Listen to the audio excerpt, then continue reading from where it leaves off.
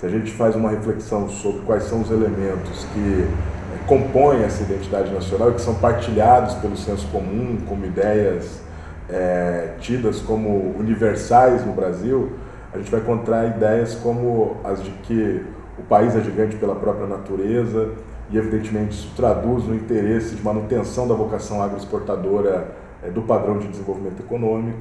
A gente vai encontrar a ideia de que a ordem e o progresso são elementos constitutivos da formação nacional, como na verdade a gente sabe que isso encobre uma série de arcaísmos e de atavismos que fazem com que o Brasil permaneça sendo uma estrutura marcada pela dependência, pelo subdesenvolvimento, por uma inserção internacional subordinada, né?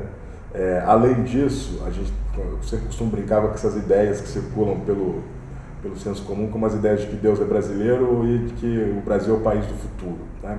Quando a gente começa a juntar todos esses elementos, a gente vai percebendo a construção de uma identidade nacional que reforça a ideia de uma suposta democracia racial, de um suposto encontro harmônico entre as culturas, de um suposto sincretismo complementar entre todas as nossas matrizes culturais e religiosas. E isso tudo tem como finalidade última o ofuscamento das contradições, dos conflitos e dos reais atores sociais que estão por trás dessa construção nacional.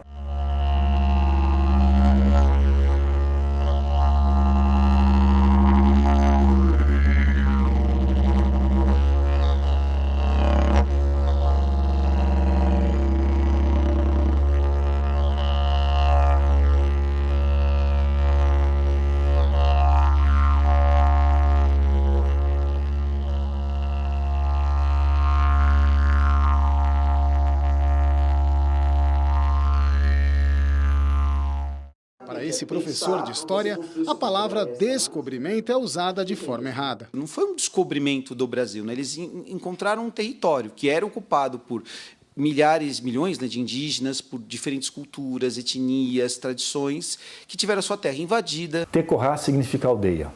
É uma palavra composta. Tecó, cultura. Rá, lugar. Tecorá, aldeia, onde é possível ter cultura. Sem tecorá, não há teco. Sem aldeia, sem terra, não há cultura, não há costume. Nós estamos diante de uma diversidade tão grande, de mais de 250 povos. Aqui no Brasil são faladas 180 línguas, pelo menos, né? E essas 180 línguas muito diferentes entre si. E isso precisa ser cada vez mais debatido pelas escolas para que não se permita mais tratar o índio como um ser do passado, um ser folclórico. Pensar esse índio como um ser atuante é de fundamental importância para a gente crescer como um país efetivamente cidadão. O português falado no Brasil tem muitas raízes. Apesar da óbvia dominação da língua falada pelo nosso colonizador, a influência indígena e a contribuição africana são bem fortes. Estudos dizem que cerca de 3.000 palavras que usamos no nosso dia a dia sejam de origem africana. I think that it's quite important to reflect on the possibility and of the meaning of this word. In English it would be Negro, the same than in Portuguese. And it's quite interesting to me that it was not preto or black, but Negro, which has different other meanings, which means that this whole history is not directly linked to color, but much more, according to me, to memory. So how do we deal with our memories? How do we, especially in what we call, or they call, new continent, what do you deal with the past? How do you deal with the past? How do you digest it in order to integrate it in the way you're going to think your future? So I think that what we're going to try to do here is to set a first platform to reflect on those issues. What does that mean to be a human being today? What does that mean to be a Negro today? What does that mean to be somebody from an African origin today? These are the many issues we're going to try to raise. Eu acho que é uma questão ainda para a gente trabalhar muito aqui, tanto entre as comunidades negras e as comunidades não negras, dessa especificidade de país. Não Eu já até brinquei de escolher um país ludicamente de onde eu vim. Eu e meus irmãos, a gente brinca que a gente é da Etiópia. Ponto. Foram cerca de 5 milhões de pessoas trazidas durante quase 400 anos da escravidão negra, a maior imigração forçada da história da humanidade. Os sudaneses seriam ao sul do Saara e pegariam ali a costa atlântica da África, principalmente o Golfo da Guiné. E os bantus, né, através da Grande Marcha Banto, eles estariam no centro da África e iriam até o extremo sul da África. Dentro dos povos sudaneses, né, nós temos dois grandes representantes que vieram para o Brasil. Os chamados Eu e Fon. Posteriormente vai vir a grande massa Banto. Esses Bantus, o povo principal que vai vir com os Bantus vão ser os Kikongo, dos reinos ali do Congo, e também os Ambundos. E esses vão influenciar diretamente o português no Brasil, porque a língua portuguesa no Brasil é uma língua africanizada. Nós temos ali na região da Nigéria, pegando um pouco do Togo e de Benin também, os Iorubás e os Haussás. Os Iorubanos, que são chamados de Nagô também no Brasil, são o povo africano que vai mais influenciar a religiosidade, a cultura africana. Por quê? Porque vieram por último. Então, uma certa discussão entre pureza na religião e impureza que também passa por esse debate. Então, temos os Haussá, que vieram das cidades, né? Haussás eram chamados de Imalês em Yorubá. Imalê quer dizer muçulmano. Então, vieram e foram os grandes protagonistas na Bahia da chamada Revolta dos Malês. Cada um desses povos que vieram para o Brasil, em cada um dos ciclos de escravismo, né, colonial, eles trouxeram cultos, trouxeram ciência, trouxeram filosofia. Quando a gente fala influência, fica parecendo que os africanos foram o outro e que a população negra é um outro no Brasil. Na verdade, essa população, ela formou a sociedade brasileira. E como eu poderia provocar esse pensamento sobre colonialidade, né? Uma vez que eu estava indo para a principal passarela internacional, que é Paris, né? E precisando também provocar esse pensamento de, ok, eu estou numa Black Fashion Week, mas eu estou em Paris, né? Essa nação ainda mantém territórios africanos sob o seu domínio até tempos recentes e quantos países tiveram sua independência, né? Papel é diferente de mentalidade de sociabilidade, recentemente, em 1975, enfim.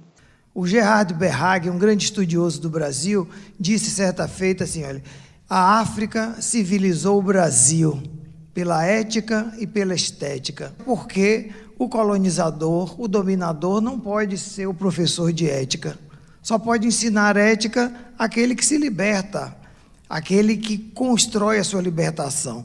E como é que essas populações negras vindas para o Brasil construíram a ética? Ora, pela estética também, pela construção de alegria, a rítmica, né? E essa rítmica passa a ser parte do nosso patrimônio brasileiro. Bom, a brasilidade é uma ideia que é muito cara para a construção do Brasil e que, contemporaneamente, ela passa por uma crise significativa. Eu acho que a crise econômica, política, institucional, moral, que tomou conta do país, também provocou um abalo nos elementos que conformam a nossa suposta brasilidade. E essa brasilidade, curiosamente, está assentada numa construção muito conservadora que tem origem no próprio processo de formação do Estado e do mercado no Brasil. A história do Brasil é uma história do Sudeste, é uma história paulista, né? Você vê, por exemplo, a independência. Não há um Brasil, mas há Brasis. E não há um brasileiro ou brasileira, há brasileiros e brasileiras. E isso se estabelece em razão das nossas diversidades regionais, culturais, tá certo? E econômicas. A questão para a gente é que essa diferença ela não se transforma em diversidade, né? Porque a diversidade é aquilo que a gente respeita, mesmo sendo diferente da gente. A diferença é aquilo que a gente tolera. A gente teve agora, recentemente, na última eleição presidencial, em 2014, vários movimentos de ruptura, né, de racha, o país rachou ao meio. A nossa violência é um elemento curioso, porque ela é parte constitutiva da nossa formação nacional, mas essa noção de brasilidade trouxe junto consigo a ideia de que o Brasil é um país pacífico. E essa pacificidade não se observa em nenhuma relação social no Brasil, né? Acho que as provas mais evidentes disso é a maneira como a gente se transformou no país, que tem a maior taxa de homicídio contra a LGBT, a maior taxa de feminicídio e uma das maiores incidências de violência do Estado contra a juventude negra da periferia. Começa a experienciar de fato, né, como é que eu posso dizer, as consequências do racismo como elemento estruturante da nossa sociabilidade. Essa sociedade é uma sociedade onde os pais batem nos filhos, os homens batem nas mulheres, as relações de trabalho são marcadas pela violência, pela barbárie, mas a despeito de tudo isso a gente construiu uma ideia de que o Brasil é um país pacífico. A finalidade última dessa construção só pode ser esconder os nossos conflitos e as nossas contradições e esconder a maneira como a gente montou uma sociedade assentada numa profunda estrutura de dominação política, de exploração econômica e de intolerância cultural. Éramos nós aqui no Nordeste, Norte e Nordeste e os do Centro-Sul, Sul. E o que motiva esse tipo de movimento de secessão é a ideia de que aqui é atrasado, de que lá é muito moderno. Então essa coisa do civilizado bárbaro, atraso, modernidade. O Nordeste é uma das matrizes e uma das fontes, né, de dinamização e de produção de diversidade para a cultura brasileira, e ela também é marcada pela presença dessa convivência ambígua entre elementos modernizantes e conservadores, né? Mas ao mesmo tempo ela também é um polo de construção de culturas contra-hegemônicas e de resistência, e acho que no momento que a gente passa por uma crise da identidade, por uma crise da brasilidade, levando em consideração que elementos importantes da nossa construção passaram pela baianidade, talvez seja o momento de a gente revisar a baianidade agora com um espírito crítico, contra-hegemônico, potencializando aquilo que tem de resistência na cultura baiana. O tempo todo você tem a ameaça da secessão, da ruptura desse território. A unidade nacional, ela se resolve com o fim da Revolução Praeira. A identidade nacional é sempre um processo em construção e é sempre um processo ressignificado ao sabor das conjunturas. Eu continuo achando que nós estamos numa esquina histórica, que as coisas não estão decididas. Nessa esquina histórica, nós temos formas de redes, formas de organização do nosso povo, dessas formas de resistência negra, baiana, brasileira também. Então, esse processo, esses conflitos, eles não vão se encerrar nesse momento. E esse capítulo que está acontecendo na história do país, ele não é um capítulo definitivo. Ele não é o fim da história, né? Ele é só uma parte de um processo longo de resistência,